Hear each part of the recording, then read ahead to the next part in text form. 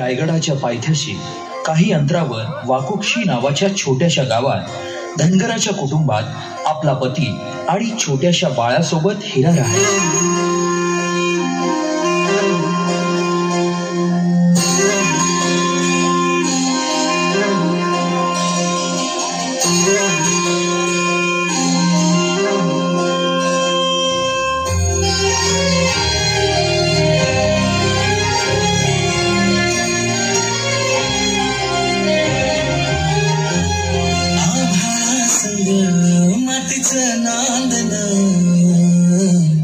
जीव झाला चकवा चांदन आभाळा संग मातीचं नांदन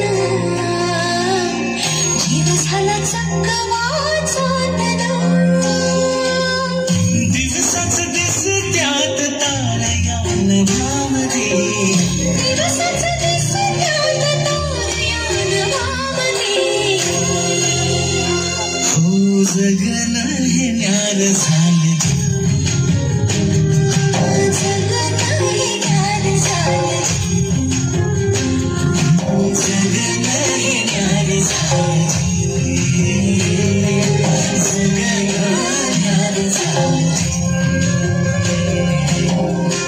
नेहमीप्रमाणे एके दिवशी हिरानं गोठ्यातून जनावरांचं दूध काढलं आणि आपल्या तान्ह्या बाळाला खेळवून पुन्हा त्याला घरी सोडून ती रायगडावर निघाली.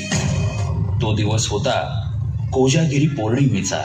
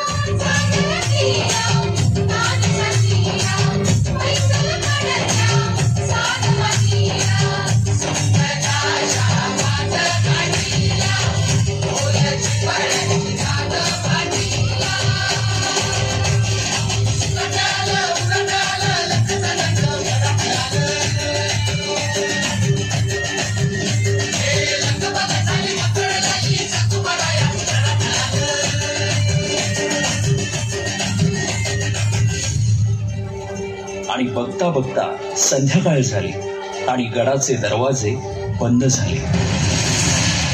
माझं बाळ एकलं आहे का या पदर पसरती तुमच्याकडे मला जाऊ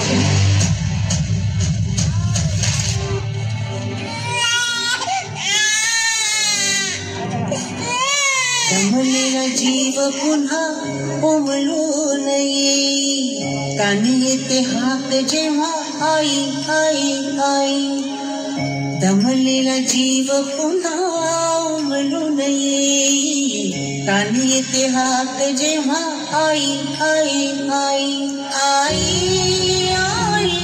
आई आई आई आई कुठून तरी रस्ता असेल ना एवढा मोठा गड तसा जो पश्चिमेचा कडा आहे तिथं ना तटबंदी ना बुरुज कडा असा भागत का तिथून फकस्त वारावर येतो आणि पाणी खाली लागतो. माझं बाळ आई भावाने राहील पाठीशी उभी. आई बाबानीला समधीकडे पोचता येत नाही म्हणून तर तिनं आई बनवलं. राज आज्ञेमुळं दरवाजा उघडणं शक्य नसल्यानं तिचं म्हणणं कुणीच ऐकेना. आता हिराच्या डोळ्यासमोर येत होतं ते म्हणजे तिचं घरी एकटं असलेलं तान्हं बाळ. त्याच्या आठवणीनं व्याकुळ झालेल्या हिरानं किल्ल्याच्या कडावरून खाली उतरण्याचा निर्णय घेतला.